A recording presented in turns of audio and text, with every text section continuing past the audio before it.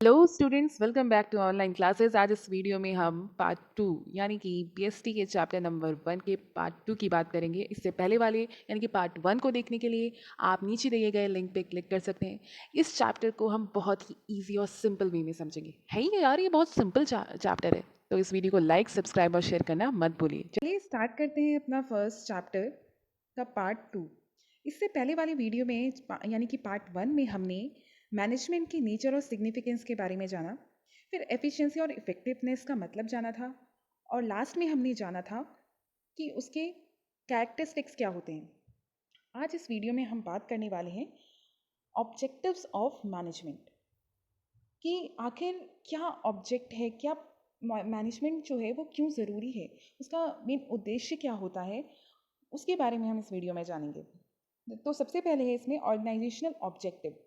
Organisational objective का मतलब होता है कि देखो, ऑर्गेनाइजेशन का मेन ऑब्जेक्टिव क्या होता है कि वो लॉन्ग टाइम तक सर्वाइव करे, उससे प्रॉफिट हो और उसकी ग्रोथ हो। ठीक है, तो ये तीन मेन जो हैं उसके मोटिव्स होते हैं। एक तो सर्वाइवल, दूसरा प्रॉफिट और तीसरा ग्रोथ। ठीक है, कोई भी कंपनी हो, कोई भी इंडस्ट्री हो, वो ये तीन चीज़ें जो हैं उसकी मेन ऑर्गेनाइजेशन ऑब्जेक्टिव के अंदर आती हैं। तो प्रॉफिट सबसे पहले हो गया, सर्वाइवल, टिकना। देखो, कहीं भी कोई भी काम कर रहे हैं तो पहले टिकना पड़ेगा हमें।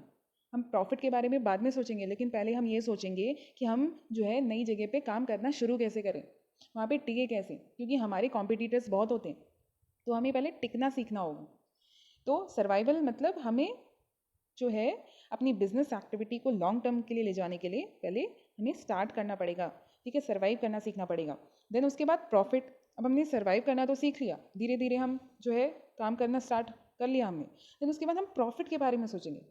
भाई ठीक है, हमने स्टार्टिंग में घाटा सह लिया, हमने जो है कॉम्पिटिटर्स की वजह से 10 रुपये की चीज़ जो है 5 रुपये में दे दी, लेकिन हम कब तक करेंगे? एक टाइम ऐसा भी आएगा जब हमें पैसे की ज़रूरत पड़ेगी, पैसे ख़त्म हो जाएंगे। तो प्रॉफिट तो बहुत ज़रूरी है किसी भी कंपनी के लिए। तो मैनेजमेंट का काम क्या है कि पहले तो सर्वाइव करवाना, देन दूसरा ऑब्जेक्टिव है प्रॉफिट, देन लास्ट है ग्रोथ।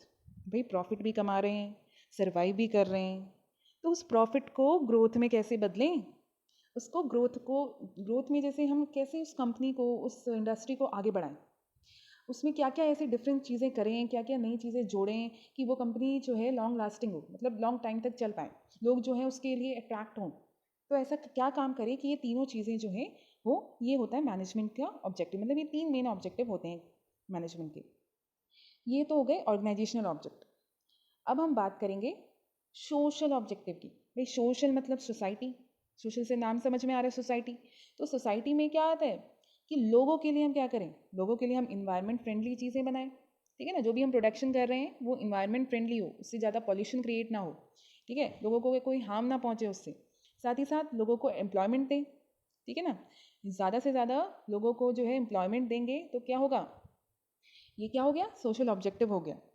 देन उसके बाद आता है पर्सनल ऑब्जेक्टिव। अब जो तुम्हारे यहाँ काम कर रहे हैं उन्हें भी तो कुछ दोगे या नहीं दोगे, तो वरना वो टिकेंगे कैसे? अब वर्कर्स नहीं टिकेंगे तो तुम्हारा काम करेगा कौन?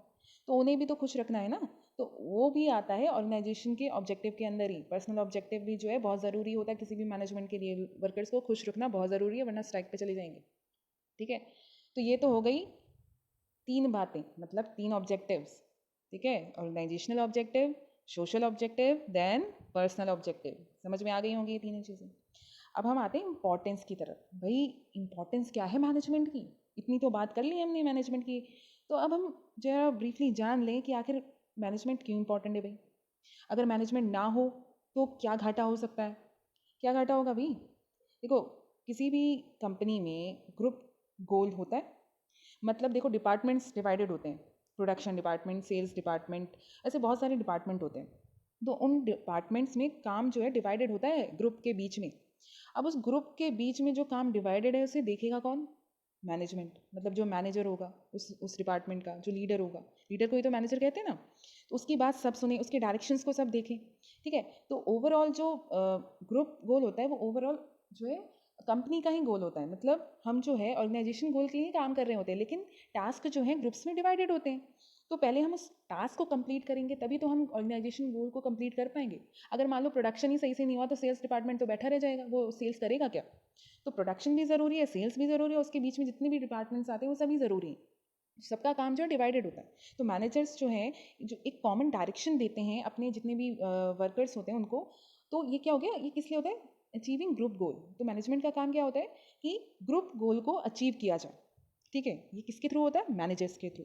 देन इंक्रीज एफिशिएंसी, ये कैसे होगा, जो भी रिसोर्स है उसको बेस्ट पॉसिबल मैनर में यूज़ किया जाए और ज़्यादा कम से कम पैसों में उसको जो है ज़्यादा से ज़्यादा प्रोडक्शन, मतलब जो भी रिसोर्स। अब देखो कुछ वर्कर्स क्या करते हैं कि मैं भी मैनेजर देख नहीं रहा है, हम काम नहीं कर हम काम जो है अब नहीं कर रहे। जब मैनेजर दिखेगा तब करेंगे, मैनेजर खुद ढीला है तो हम क्यों तेज़ी दिखाएं। तो वही बात है ना, अगर मैनेजमेंट सख्त हो तो वर्कर्स को भी काम करना पड़ेगा, ठीक है। मैनेजमेंट अगर हमेशा जो है निगरानी रखेगा कि वर्कर्स कितना काम कर रहे हैं, कैसे कर रहे हैं, तो वो वर्कर्स भी लगेंगे हाँ भाई ये हमारा मैनेजर जो हमारे हमारे साथ है, हमारे को देख रहा है हमेशा, तो हम भी काम करेंगे। तो इससे क्या होता है, एफिशिएंसी इंक्रीज होती है, मतलब ज़्यादा रिसोर्स हम यूज़ नहीं कर रहे हैं, कम से कम रिसोर्स में ज़्यादा प्रोडक्टिविटी कर रहे हैं, ठीक है। देन उसके बाद आता है क्रिएट डायनेमिक ऑर्गेनाइजेशन। अब देखो अगर मैनेजर अच्छा होगा वो अपने वर्कर्स को सिखाएगा कि भाई अगर सिचुएशन चेंज होती है, मतलब कोई भी ऐसा टाइम आता है जब टेक्नोलॉजी चेंज हो रही है या फिर कुछ भी चेंज हो रहा है इन्वायरमेंट में, तो उसमें कैसे सर्वाइव करें, मतलब चेंज को अडाप्ट करना, चेंज को जो है उस चेंज से हमें घबराना नहीं है, हमें जो है उस चेंज में भी काम करना है। अगर टेक्नोलॉजी चेंज हो रही है तो मैनेजर सिखा रहे उन्हें कि भाई इस टेक्नोलॉजी में कैसे वर्क करना है, ठीक है। तो डायनेमिक ऑर्गेनाइजेशन मतलब कि अगर चेंज हो रहा है इन्वायरमेंट तो उस इन्वायरमेंट में भी किस तरीके से हम काम अच्छे से कर सकते हैं। देन उसके इससे क्या होगा, तो वो लोग जो है नई नई चीज़ें सीखेंगे, उनका जो है ग्रोथ होगा, वर्कर्स का भी ग्रोथ होगा और कंपनी का भी ग्रोथ होगा। देन इसके बाद personal objective, achieving personal objective, मतलब जो भी वर्कर्स काम कर रहे हैं उनकी जो है वो सीख रहे हैं काम को, कौन सिखा रहा है, मैनेजर सिखा रहा है, नए नए इन्वायरमेंट में सिखा रहे हैं, तो उससे जो है उनकी खुद की जो है पर्सनल ग्रोथ भी हो रही है, ठीक है। और क्रेडिट भी दे रहा है, अगर मान लो मैनेजर अच्छा हो वो क्रेडिट दे रहा है वर्कर्स को, तो उनकी जो है पोजीशन भी इंक्रीज होगी, धीरे धीरे एम्प्लॉइज़ की जो है पोजीशन भी इंक्रीज होती है, ठीक है। देन उसके बाद आता है डेवलपमेंट ऑफ सोसाइटी, ये भी काम किसका है देखने का, मैनेजमेंट का, ठीक है। तो सोसाइटी को हम किस तरीके से गुड क्वालिटी प्रोडक्ट्स दें, एम्प्लॉयमेंट जो है अपॉर्चुनिटी दें, न्यू टेक्नोलॉजीज़ को अडॉप्ट करें, ये सारा काम जो है कौन देखती है, ये मैनेजमेंट देखती है। तो मैनेजमेंट का बहुत बड़ा इंपॉर्टेंस है किसी भी कंपनी, किसी भी इंडस्ट्री में, किसी भी फील्ड में, ठीक है। तो ये तो हो गई इसकी इंपॉर्टेंस, मैनेजमेंट की क्या इंपॉर्टेंस होती है। अब हम जानेंगे कि मैनेजमेंट की इंपॉर्टेंस के अंदर ही आता है खैर ये, लेकिन ये बहुत इंपॉर्टेंट भी है, इस चैप्टर में बहुत इंपॉर्टेंट टर्म्स है ये, कि मैनेजमेंट को आर्ट, मैनेजमेंट को साइंस, मैनेजमेंट को प्रोफेशन भी कहा जाता है। ये तीनों चीज़ें हैं। मैनेजमेंट कैसे है, देखो आर्ट कैसे है, मैनेजमेंट आर्ट कैसे हो सकता है। देखो आर्ट में क्या होता है, हम अपनी थिंकिंग से जो है कोई भी चीज़ ड्रॉ करते हैं, ठीक है। तो अपनी स्किल यूज़ करते हैं, उसमें अपनी नॉलेज यूज़ करते हैं। तो कोई भी कला है हमारे पास, जैसे डांसिंग की, सिंगिंग की, तो उसमें हमारी खुद की स्किल है, खुद अपना कुछ डिफ्रेंशिएशन है। तो वैसे ही मैनेजमेंट में ही जो एक आर्ट है, उसमें जो है हम अपनी पर्सनल जो है स्किल और नॉलेज यूज़ कर रहे हैं कोई भी रिजल्ट के लिए, कोई भी गोल को अचीव करने के लिए, ठीक है। उसमें अपना ऑब्जर्वेशन, एक्सपीरियंस जो है, जो हमने पढ़ा है उसको हम यूज़ कर रहे हैं, ठीक है। तो इसमें जैसे फर्स्ट है एग्जिस्टेंस ऑफ थर्टिकल नॉलेज, मतलब थर्टिकल नॉलेज तो होनी चाहिए, आप मैनेजर बन रहे हो तो उसके लिए आपको स्टडी करनी पड़ेगी। देन उसके बाद पर्सनल एप्लीकेशन, मतलब आप अपना जो है इसमें नॉलेज बता रहे हो, मतलब हर किसी का कॉन्सेप्ट अलग अलग होता है। आप जितने भी मैनेजर्स के पास जाओगे उनके व्यूज़ अलग होंगे, उनके कॉन्सेप्ट, उनका गोल अचीव करने का तरीका अलग होगा, ठीक है। देन उसकी उनकी प्लानिंग भी अलग होती है। देन उसके बाद based on practice and creativity, ठीक है, उनकी अलग अलग क्रिएटिविटी होती है भाई। हर कोई, आप जितने भी कंपनी में जाओगे हर जगह आपको अलग अलग मैनेजमेंट मिलेगा, और ये ज़रूरी नहीं कि एक ही तरीके से सब काम कर रहे हैं, सबका अपना कॉन्सेप्ट होता है, तो क्रिएटिविटी नज़र आती है। तो ये सिमिलर है किसके, आर्ट के। आर्ट में भी ऐसा ही होता है, आप अपने नॉलेज को यूज़ करते हो, अपने अपने जो है क्रिएटिविटी को दिखाते हो, तो ये सारा क्या है, मैनेजमेंट को हम कह सकते हैं कि ये आर्ट है। अब इसको हम साइंस कैसे कह सकते हैं भाई, ये साइंस कैसे है, देखो साइंस में क्या होता है, हम सब कुछ सिंक्रोनाइज वे में काम करते हैं, मतलब सिस्टमैटिक होता है सब कुछ, रूल्स को फॉलो करते हैं, ट्रुथ को, मतलब ऐसा कुछ नहीं है कि हम अंधविश्वास जो है वो फॉलो करें, नहीं कर रहे, हम सब कुछ सिस्टमैटिक वे में फॉलो करते हैं।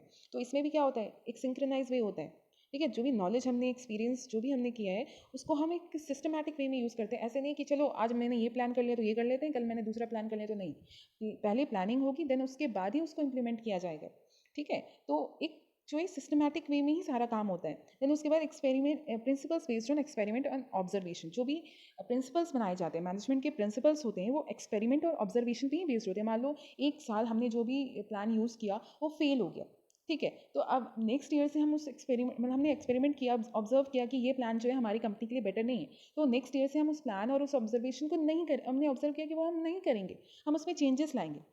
ठीक है, तो एक्सपेरिमेंट पे बेस्ड होता है। देन यूनिवर्सल वैलिडिटी, जो साइंटिफिक प्रिंसिपल्स होते हैं, जो भी हमारे मैनेजमेंट प्रिंसिपल्स हैं, वो क्या है, यूनिवर्सल, मतलब हर कंपनी में जो है कुछ ना कुछ मैनेजमेंट रूल्स होते हैं, वो फॉलो किए जाते हैं। ठीक है, तो जो प्रिंसिपल्स, मतलब ये कह सकते हैं हम कि वो प्रिंसिपल्स जो है यूनिवर्सली उनको फॉलो किया जाता है।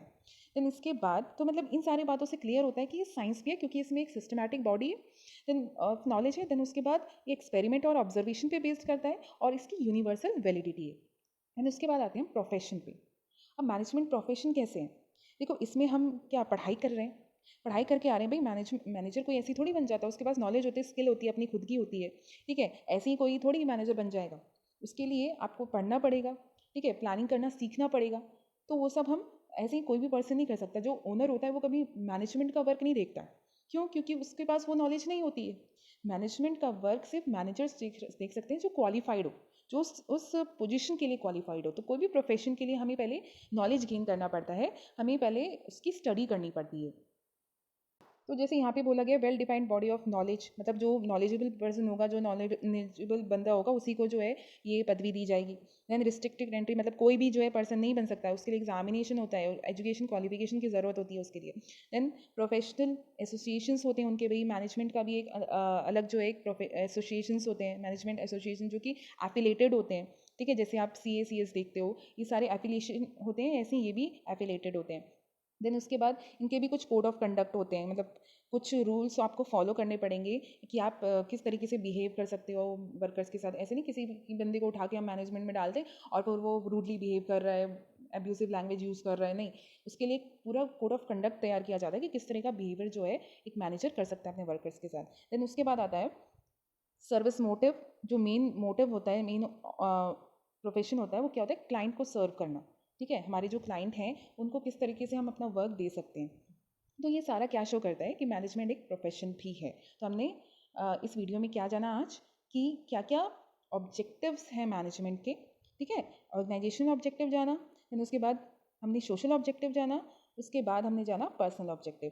फिर हमने बात की मैनेजमेंट की जो है इम्पोर्टेंस की, कि मैनेजमेंट के क्या क्या इम्पोर्टेंस हैं। ठीक है, उसके बाद हमने जाना कि मैनेजमेंट को हम किस तरीके से आर्ट, किस तरीके से साइंस और किस तरीके से प्रोफेशन कहते हैं। तो यहाँ इस वीडियो को हम यहीं पे फिनिश करते हैं। तो इससे नेक्स्ट जो वीडियो होगी इसमें हम लेवल्स के बारे में जानेंगे कि मैनेजमेंट के लेवल्स क्या होते हैं। बट आज के लिए इतना इनफ है, बहुत ज़्यादा पढ़ लिया भाई आज। तो आज इस वीडियो को यहीं ख़त्म करते हैं। तो अगर आपको कोई भी डाउट लग रहा हो, इसमें कुछ ऐसा हो, लेकिन बहुत ही सिंपल चैप्टर है यार, समझ तो आ ही गया होगा। खैर कुछ नहीं भी समझ में आया हो तो प्लीज़ आप मुझे कमेंट सेक्शन में पूछ सकते हैं।